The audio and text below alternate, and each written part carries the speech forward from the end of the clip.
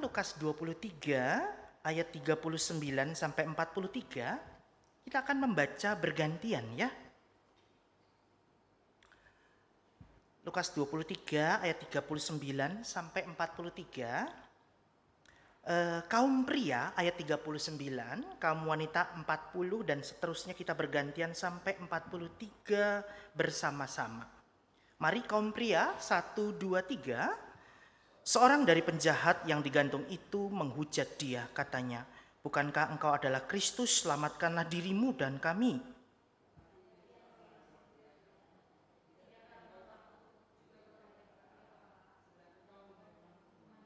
Kaum pria, kita memang selayaknya dihukum sebab kita menerima balasan yang setimpal dengan perbuatan kita.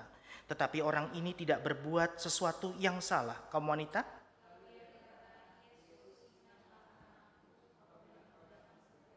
Bersama-sama kata Yesus kepadanya, "Aku berkata kepadamu, sesungguhnya hari ini juga engkau akan ada bersama-sama dengan aku di dalam Firdaus." Kita berdoa. Tuhan, penuhilah kami dengan hati yang limpah dengan ucapan syukur. Di tahun 2025 ini kami akan merayakan Paskah kemenangan Tuhan. Tetapi kami juga mengingat akan Engkau, mengingat akan penderitaanmu. Buatlah kami kembali ke Taman Getsemani, bahkan melihat kembali jejak-jejak Via Dolorosa. Dan biarlah kami melihat bagaimana Kristus menderita, bukan karena sesuatu hal yang salah yang dia lakukan, tetapi itu karena dosa-dosa yang kami lakukan. Buatlah kami mengerti akan jalan penderitaanmu dan narasi firman Tuhan yang baru saja kami baca, biarlah kami menemukan kuasa Injil di dalamnya. Di dalam nama Yesus Kristus, Engkau tolong hamba-Mu yang berdosa ini, Tuhan layakkan untuk menyampaikan Injil kepada jemaat Tuhan. Di dalam nama Yesus Kristus kami berdoa. Amin. Jemaat Tuhan, minggu lalu kita mendengarkan pembelajaran tentang kasih dan pengampunan ya. Bagaimana Tuhan Yesus Kristus ketika digantung di atas kayu salib, jubahnya diambil. Dan jubahnya itu dijadikan apa jemaat? Undian ya. Siapa pernah ikut undian di sini? Ya, pernah ikut undian? Ibu-ibu pernah menang undian? Pernah ya? Belum pernah. Beli kopi ada kuponnya, lalu tahu-tahu dapat jalan-jalan nginep 2 hari 2 malam di mana? Di hotel A gitu misalnya, atau di terminal Grogol gitu. Ya, bersyukur dapat menang undian. Tapi kita bersyukur kepada Tuhan bahwasanya baju atau jubah Yesus itu unik. Saya tambahkan sedikit bahwa jubah itu tidak dijahit, tapi jubah itu ditenun. Jadi tidak ada jahitan di dalamnya. Dan ini mengingatkan kita akan karya Tuhan di Taman Eden ketika Tuhan melihat manusia telanjang dan manusia itu sembunyi. Tuhan mengambil seekor binatang dan membuat pakaian dari kulit binatang itu. Di situ tidak dikatakan Tuhan menjahit atau apa. Dan ini mengingatkan kita bahwa ketika Tuhan memandang kita berdosa, kita penuh dengan ketelanjangan dan hidup kita memalukan, Tuhan lebih dulu menampilkan kasih-Nya dengan memberi kita pakaian. Tetapi apa yang terjadi ketika pakaian yang seharusnya melambangkan kasih Allah itu justru dibuat undian, dibuat lelucon, dibuat bahan tertawaan. Dan kita menyaksikan bagaimana prajurit-prajurit itu mungkin sambil mengejek Yesus, mereka mengambil jubah itu dan membiarkan Yesus tergantung dengan telanjang. Jadi Tuhan lebih dulu mengcover ketelanjangan kita, tetapi anak manusia digantung dengan ketelanjangan. Jadi kalau kita melihat secara teologis kisah seperti itu, tentu kita terenyuh ya. Justru jubah yang dipakai untuk menutup ketelanjangan itu diambil dan dijadikan undi. Pemazmur menulis dalam Mazmur 22, mereka mengambil jubahku dan menjadikannya undian. Itu ada dalam syair nyanyian Rusa Betina dalam Mazmur pasal 22, nanti jemaat bisa baca di rumah. Dan kita menyaksikan bagaimana Tuhan yang lebih dulu mengasihi itu ditelanjangi Dan kita melihat bagaimana Tuhan tidak membiarkan kita. Justru dengan ketelanjangan Dia lebih menyatakan kasih-Nya kepada engkau dan aku. Ada amin jemaat Tuhan. Suatu saat kita akan menggunakan baju yang tidak fana ini, tapi kita akan menggunakan baju yang jubah-jubah yang indah yang Tuhan berikan kepada kita umat-umat yang percaya. Hari ini kita akan kembali belajar dari Lukas pasal 23. Narasi ini mengungkapkan tentang perjumpaan dua orang penjahat yang disalibkan bersama-sama dengan Yesus Kristus. Kalau kita melihat gambar di depan, sebetulnya mengapa harus dengan hukuman salib? Bukan karena itu kan penjajahan Romawi. Jadi kultur Romawi untuk hukum mati orang itu harus digantung di atas kayu salib. Ya itu kalau dari segi kultur sejarahnya. Tapi sebagai orang beriman, mari kita melihat kejadian ini sebagai suatu peristiwa yang sudah dinubuatkan oleh Allah sendiri. Kita mengingat Kejadian 3 ayat yang ke-15, bagaimana Tuhan berjanji bahwa keturunan si perempuan akan meremukkan kepala keturunan ular. Ya. Jadi kalau Tuhan Yesus itu disalib di mana jemaat Tuhan? Bukit Golgota. Terjemahan bahasa Indonesia di LAI itu tengkorak. Padahal terjemahan aslinya adalah skul, ya, yaitu kepala, bagian kepala. Dan ini menggenapi Kejadian 3 ayat 15 bagaimana kepala si ular diremukkan oleh anak manusia. Jadi salib itu kayunya menghujam bukit Golgota yang adalah skul atau kepala tengkorak itu. Jadi ini menggenapi firman Tuhan yang diucapkan Tuhan sendiri lewat janji yang kita sebut prototipe dari kabar Injil, yaitu Kejadian 3 ayat 15. Dan juga ketika Yesus disalib di antara dua penjahat, ini pun adalah kegenapan dari Yesaya 53 ayat 9. Bahwa Dia digantung di antara dua orang penjahat. Jadi jemaat Tuhan, peristiwa kematian Kristus, penghukuman Kristus, itu semua sudah dinyatakan di dalam kitab suci. Jadi kalau kita menyaksikan beberapa runtutan peristiwa, itu sudah diungkapkan ya jauh sebelum Yesus Kristus ada di muka bumi ini. Dan hari ini kita menyaksikan bersama-sama bagaimana insight yang dapat kita peroleh dalam perjumpaan Tuhan Yesus dengan dua orang penjahat ini.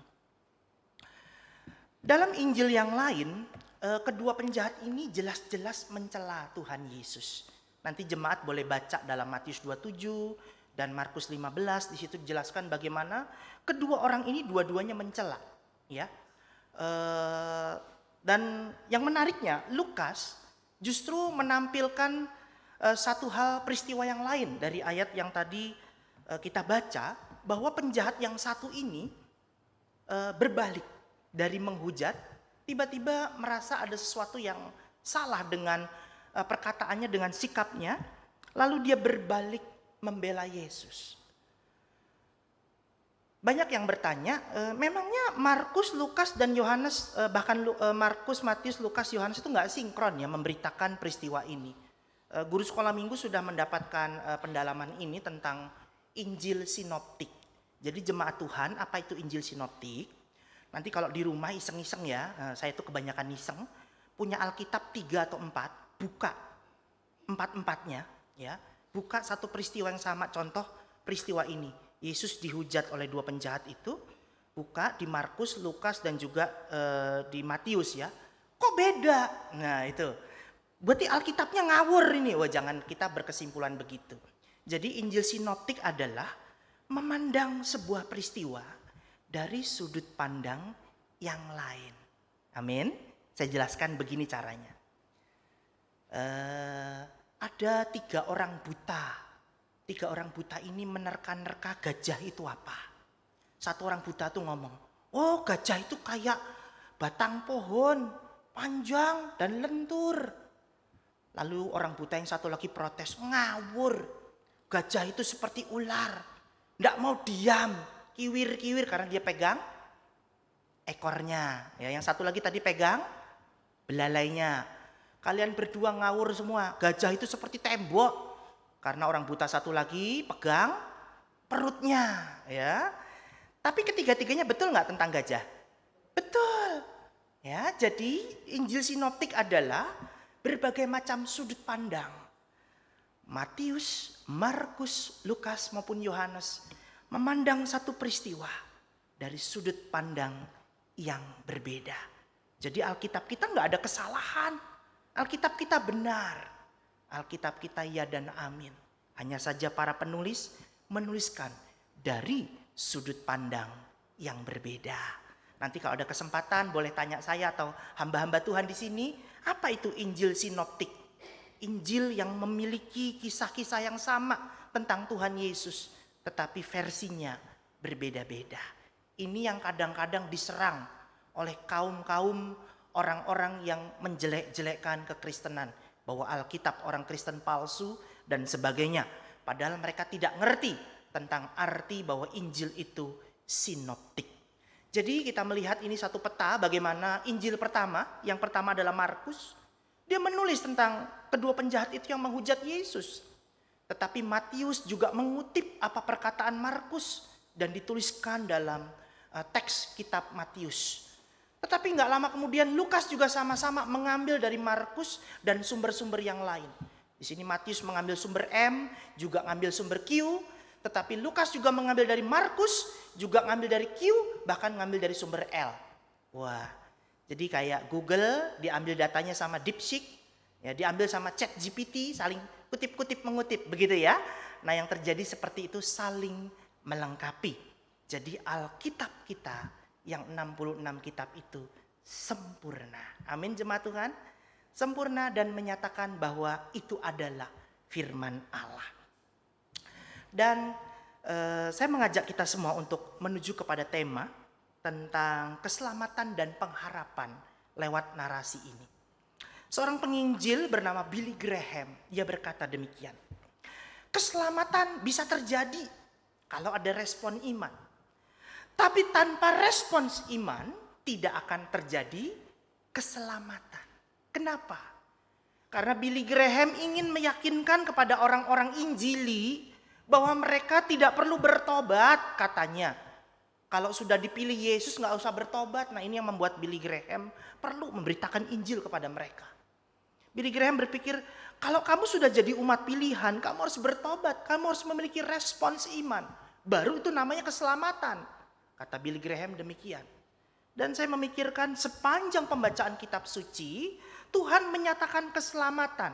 Dan mereka-mereka yang diselamatkan adalah orang-orang yang membuka diri dan mau memberi respons.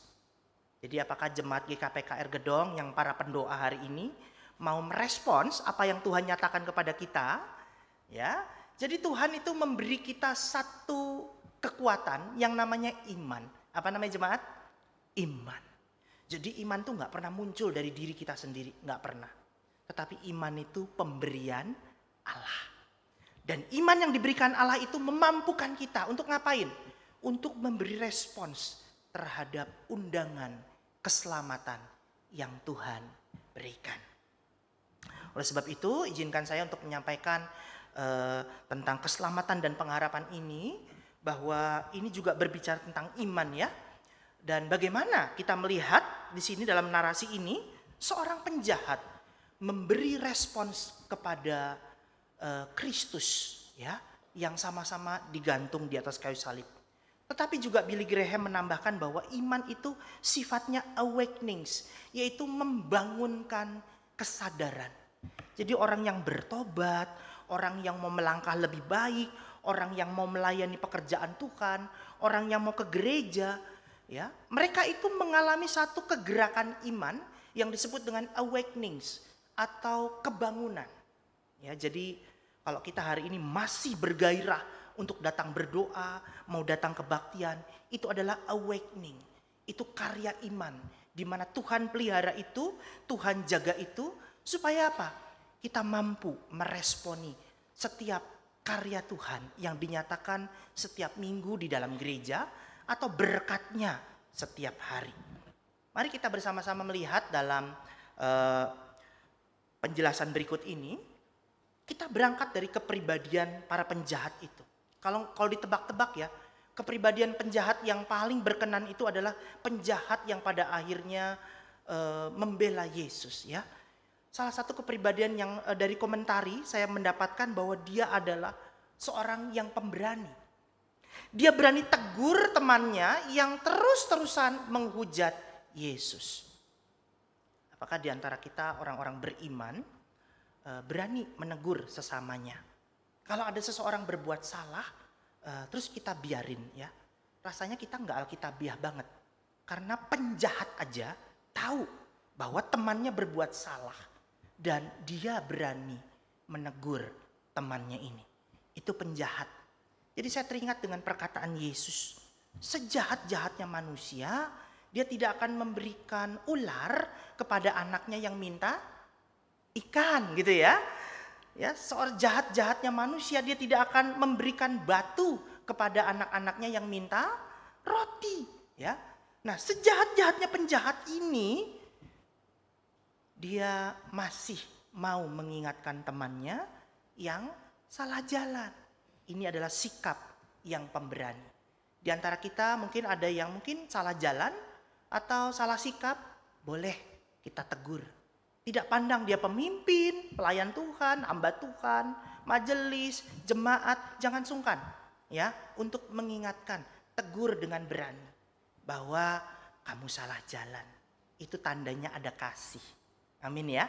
Kita tidak ingin saudara kita salah jalan dan binasa. Kasihan sekali kalau sampai salah jalan dan kita yang tahu kebenaran, jangan biarkan. Tegur saja. Nah, selanjutnya kepribadian penjahat ini sangat unik. Dia merasa bahwa dirinya ini tidak ada apa-apanya tanpa pertolongan Tuhan Yesus. Di detik-detik akhir hidupnya, dia pun sadar, saya jahat, saya belum sempat memperbaiki diri, tetapi di sini ada orang yang sering dielu-elukan oleh orang banyak dan dia disebut-sebut sebagai Mesias atau juru selamat. Apa salahnya kalau saya menaruh harap kepada orang ini? Penjahat yang memilih untuk membela Yesus ini, dia menaruh harap kepada orang yang sama-sama digantung di sebelahnya. Jadi jemaat Tuhan, sebetulnya sangat miris ya kalau kita melihat ada orang-orang yang pada masa-masa terakhir hidupnya itu baru mau menyerahkan diri kepada Tuhan. Mungkin hamba-hamba Tuhan sering ya melayani di ruang ICU, gitu ya. ICU, aku melihatmu gitu di ruang ICU gitu ya. Sudah napasnya kurang dan sebagainya, kita doakan. Doanya kira-kira apa? Kalau jemaat diajak besok ke ruang ICU, kira-kira doanya apa? Bangkit dan berjalan lah gitu, enggak ya? Enggak boleh ya. Kira-kira doanya apa? Ayo, doa penyerahan ya. Tuhan, jadilah kehendak-Mu. Kita enggak mungkin bangun berjalan lah. Saya pernah itu ya. Ketika saya ikut kunjungan itu ada satu kelompok kunjungan juga masuk ruang ICU, dia teriak-teriak karena yang sakit itu dioles unyeng-unyeng pakai minyak urapan gitu ya. Dalam nama Yesus sembuh. Para perawat, jangan berisik Pak, jangan teriak-teriak di sini gitu ya. Dan lebih lucunya lagi, begitu kita sama-sama bareng masuk lift, tim kunjungan ini pada nyeletuk, kayaknya dia nggak lama lagi deh. Tadi ngomong yakin banget bahwa dia akan sembuh, tapi begitu masuk lift bahasanya beda, kayaknya nggak lama lagi deh. Jadi nggak sinkron dengan kalimat doanya tadi ya. Nah, jadi banyak orang pada akhir-akhir hidupnya baru mikir tentang jiwanya ini selamat nggak ya nanti ya, gitu ya. Sampai ada yang saya lucu sekali pernah melayani seseorang yang hampir dipanggil Tuhan, masih milih agama. Anak-anak ngomong, Papa Kristen aja Pak, Kristen aja. Kristen nggak ya? Kristen aja Pak, jangan yang itu. Ya udah deh. Akhirnya setelah meninggal baru dilayani secara Kristen gitu ya. Saya heran, kok ada ya orang-orang seperti itu di akhir-akhir hidupnya baru milih agama gitu. Gitu ya. Jadi penjahat ini di akhir-akhir hidupnya pun baru berpikir, saya selamat nggak ya nanti ya? Daripada saya nggak ada pegangan, nggak ada harapan, lebih baik saya berharap kepada orang di sebelah saya. Amin, jemaat Tuhan. Kita bisa perhatikan ini. Ini satu realita kepribadian yang sangat unik dari penjahat ini yang Alkitab ungkapkan bagi kita. Dan Alkitab juga memperhatikan tentang respons imannya. Ketika dia menaruh harap kepada Kristus, disitulah Tuhan memberikan dia anugerah iman. Seperti yang dikatakan Billy Graham tadi. Ya, jadi keselamatan tidak akan bisa terjadi tanpa ada respons iman. Dan penjahat ini diberi karunia iman. Detik itu juga. Dia sadar bahwa kalau dia mati ini bukan akhir dari segalanya. Saya yakin dia dididik sejak kecil secara Yahudi. Bahwa kalau orang mati itu pasti ada the next life. Ya, hidup itu gak cuma sampai di dunia ini aja. Tapi ada pertanggungjawaban di alam akhirat kelak. Dan orang ini dididik bahwa nanti kalau sesudah mati, perjalananmu baru dimulai dalam perjalanan alam yang lain. Dan orang ini pun akhirnya menyadari bahwa dia butuh juru selamat untuk menjalani hidup yang dikatakan ini adalah awal kehidupan oleh karena kematian tubuh. Selanjutnya kita lihat respon penjahat ini bahwa dia sadar. Jadi iman itu awakening ya, membangunkan kesadaran. Dia sadar bahwa Allah itu adil dan akan menghukum orang berdosa. Ya, dia katakan di sini bagaimana di ayat 41 kita memang selayaknya dihukum sebab kita menerima balasan yang setimpal dengan perbuatan kita. Tetapi orang ini tidak berbuat sesuatu yang salah. Jadi penjahat ini sadar bahwa kita ini layak kok dihukum. Kita ini pantas dibeginiin, tapi orang ini enggak. Berarti apa? Dia punya pikiran tentang Yesus yang adalah orang benar. Yesus tidak layak menerima ini, tapi aku layak. Ya, tapi kenapa Yesus mau terima itu? Gitu ya. Mungkin dia sudah pernah dengar tentang Yesus yang membangkitkan orang mati, menyembuhkan orang sakit. Ya, bahkan tadi dia menghujat, kalau engkau anak Allah turun juga dong dari salib. Tapi dia sadar bahwa dia salah ngomong. Wah, akhirnya ini membuat dia tergerak untuk melihat bagaimana Allah itu adil. Ya, adil karena mereka layak terima hukuman itu. Sedangkan Yesus enggak. Dan kita lihat lagi ada respon yang sangat menarik. Di ayat 41b dia berkata, tetapi orang ini tidak berbuat sesuatu yang salah. Dia percaya kepada Kristus adalah orang benar. Jadi sepanjang pembacaan Alkitab tentu kita kalau hidup di zaman Yesus kita mungkin bisa salah paham tentang Yesus itu siapa. Termasuk yang minggu lalu mendengar khotbah di Komisi Wanita tentang perempuan berdosa yang memberikan persembahan minyak narwastu seharga setahun gaji 300 dinar karena satu hari upahnya 1 dinar. Dipecahkan dan memenuhi wanginya itu memenuhi ruangan. Tetapi kadang kita menyoroti persembahannya itu, ya, tapi kita tidak menyoroti pribadi si perempuan. Pribadi perempuan itu meneteskan air mata dan menyeka kaki Yesus dengan rambutnya. Pertanyaannya, siapa di antara kita yang melayani dengan tangisan dan merelakan kehormatan kita karena rambut itu lambang kehormatan hanya untuk melayani Dia, Raja di atas segala raja. Itu yang jarang diekspos. Orang ekspos minyak narwastunya, tapi nggak ekspos air mata, pertobatan, dan rambut yang dipakai untuk mengusap kaki Yesus. Orang salah ngerti. Termasuk ketika Yesus duduk dengan para pendosa, orang salah ngerti. Kok guru begitu? Ketika Yesus makan di rumah Sakeus, orang salah ngerti. Kalau kita hidup sejaman dengan Yesus, kita salah ngerti nggak tentang Yesus? Bisa jadi kita salah satu orang yang salah mengerti tentang Yesus. Lalu sebudiman kok keluar dari tempat refleksi dari Mangga Besar. Ayo habis ngapain? Salah ngerti nggak? Kalau saya jawab habis penginjilan.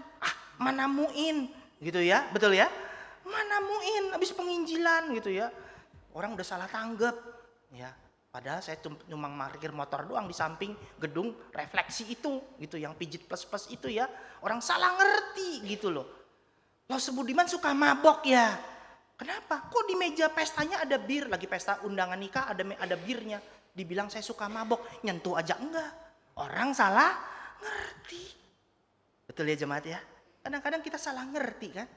sama hamba Tuhan, apalagi sama saudara seiman kita. Apalagi kita berpikir tentang Yesus, kita hidup sejaman dengan Yesus, bisa nggak kita salah ngerti? Tapi penjahat ini, dia dengan respons imannya, dia mengerti betul bahwa Yesus orang benar. Dengan keterbatasannya sebagai seorang penjahat, dia mengerti Yesus orang benar dan dia layak dihukum.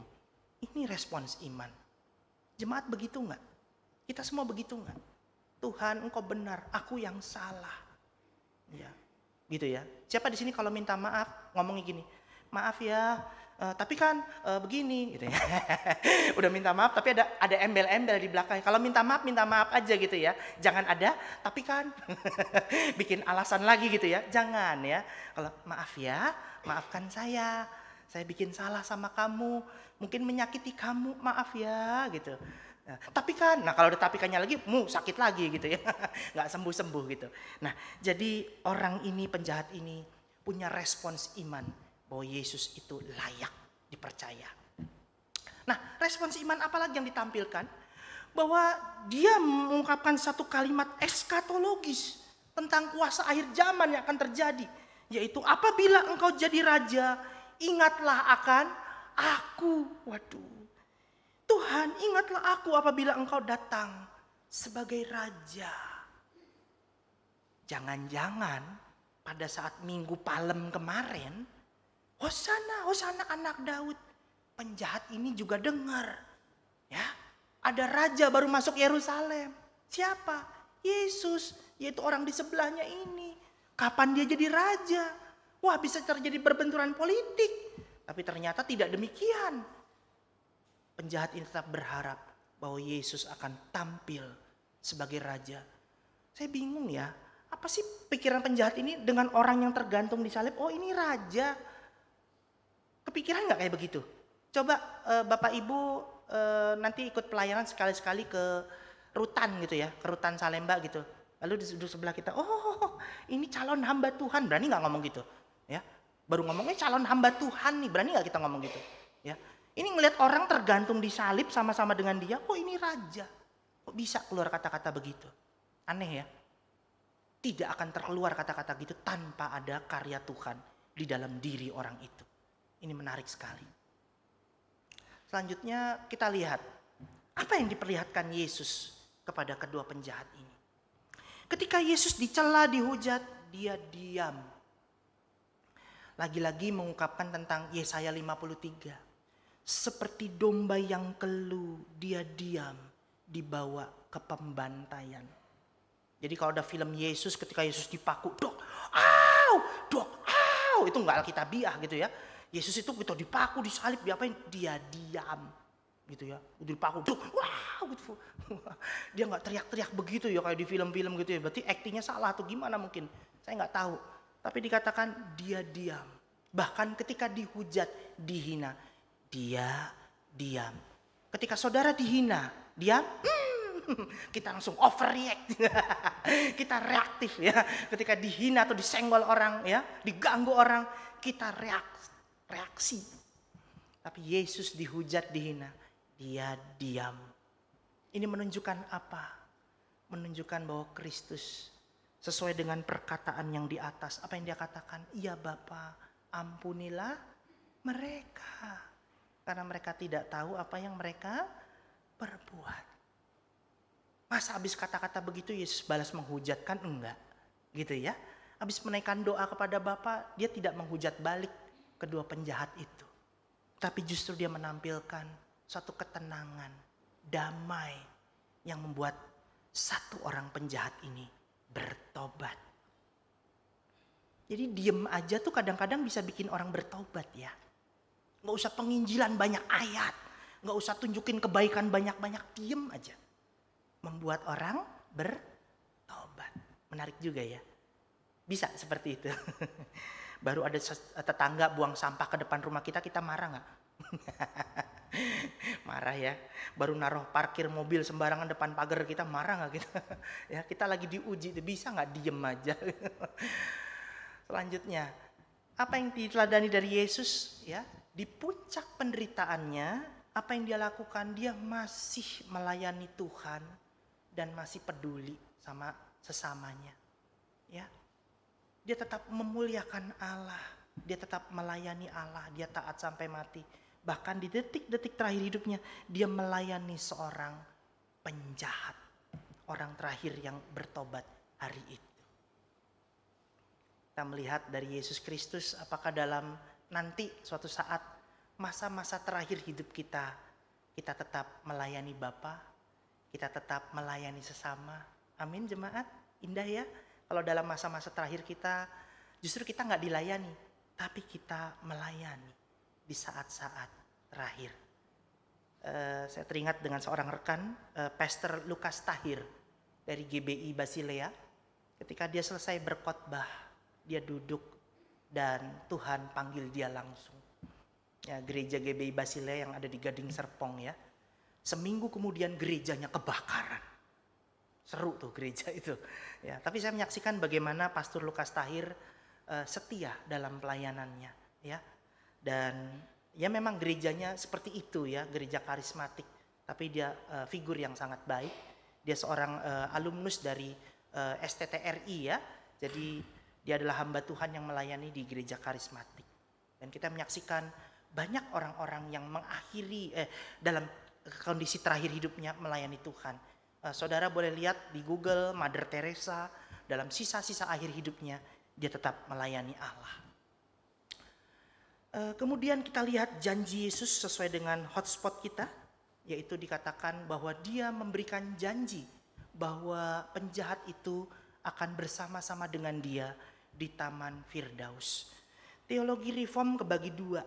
Ada yang percaya Firdaus ini adalah tempat transit sementara, tapi ada juga yang mengungkapkan bahwa Firdaus ini adalah benar-benar surga langsung. Ya, jadi kita nggak usah pusing sama itu. Yang penting kedua-duanya ini menyatakan bahwa Yesus hadir di situ karena apa? Hari ini juga aku bersama-sama dengan kamu di Firdaus. Mau dia sifatnya transit, intermediate state, atau benar-benar surga yang benar-benar disampaikan. Tetapi terjemahan yang paling kena adalah bahwa Firdaus ini terjemahkan paradise yang artinya adalah surga. Jadi kalau saya pribadi, saya percaya penjahat ini meskipun belum sempat dibaptis, belum sempat pelayanan, belum sempat dijadwal penatalayan di gereja ya, ataupun ikut pelayanan di mana, belum sempat ikut penginjilan, belum sempat ikut pemuritan dari rasul-rasul, tapi dia sudah mendapat akses langsung ke dalam paradise. Jadi jemaat Tuhan sangat menarik sekali. Kalau Tuhan Yesus menjanjikan ini kepada seseorang, ini akan mengingatkan kepada kita juga bahwa kita juga akan bersama-sama dengan dia di dalam paradise atau Firdaus pada saat kita berakhir di dunia ini nanti. Ya, ini bukan penghiburan untuk khotbah di rumah duka, tidak. Tapi ini mengingatkan kita bahwa hidup yang sementara ini, yang fana ini akan digantikan dengan kehidupan kekal yang suatu saat akan kita terima bersama-sama dengan Tuhan. Meskipun kita di dunia ini kalau besok itu kita berupaya dengan ibadah kita puasa gitu ya. Besok Kamis ada puasa, jemaat yang belum tahu tolong kita ikut sama-sama puasa, kita doa sama-sama. Jadi nanti kalau ada yang WA jam 12 siang, udah makan belum? Jangan dibales. Itu jebakan ya. Bilang udah, lo kan puasa katanya. Jangan dibales ya. Besok kalau ada yang nanya jam 12 siang, Lause udah makan belum? Saya gak bakal bales. Dan saya gak akan posting gambar makanan di status WA saya. Jadi jemaat Tuhan besok puasa. Dalam rangka apa? Kita belajar bahwa di dunia ini gak selamanya hidup dengan makanan. Tapi nanti di surga nanti kita gak akan pernah lapar. Amin. Nah itulah harapan paradise atau Firdaus yang Tuhan ingin sampaikan kepada kita. Untuk kita bawa pulang. Nah apakah kita punya respons iman seperti penjahat itu? Ya, atau justru kita gak seperti penjahat itu, gak se-ekstrim dia. Tapi ada pengalaman-pengalaman lain di mana pada akhirnya kita bersandar dan mengharapkan keselamatan hanya dari Allah saja. Ya, jadi mungkin lewat sakit penyakit yang kita alami, hampir dipanggil Tuhan, tapi ternyata Tuhan masih beri kita kesempatan. Ya, pertanyaannya mau nggak pakai kesempatan itu melayani Tuhan? Gitu, dikasih hidup Artinya urusan kita dengan Tuhan belum selesai, ya. Selanjutnya untuk kita bawa pulang juga, sudahkah Kristus jadi raja dalam hidup kita, ya? Seperti penjahat ini bisa ngomong, engkau adalah raja yang suatu saat akan datang. Ya, kita mampu nggak merajakan Kristus yang dalam keadaan kita diberkati, tidak digantung di kayu salib, ya? Atau justru kita sebaliknya, kita sibuk merajakan diri kita terhadap sesama kita. Waduh, ya. Jadi kita berpikir dengan demikian kita menyadari bahwa iman penjahat ini adalah iman yang sangat baik. Iman yang mengakui Kristus sebagai raja. Celakanya kalau kita dalam keadaan yang baik, tidak dalam keadaan dihukum, dalam keadaan digantung, kita nggak pernah merajakan Kristus. Itu yang ironis sekali. Selanjutnya yang terakhir untuk kita bawa pulang, kita percaya bahwa anugerah itu mendatangi setiap orang.